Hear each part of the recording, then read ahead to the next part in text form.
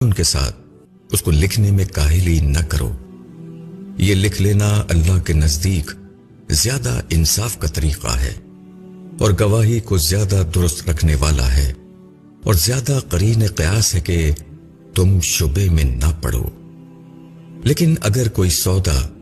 دست بدست ہو جس کا تم آپس میں لین دین کیا کرتے ہو تو تم پر کوئی الزام نہیں کہ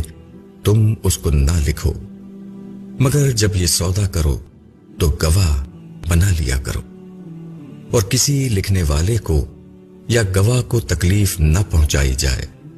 اور اگر ایسا کرو گے تو یہ تمہارے لیے گناہ کی بات ہوگی. اور اللہ سے ڈرو، اللہ تم کو سکھاتا ہے اور اللہ ہر چیز کا جاننے والا ہے. اور اگر تم سفر میں ہو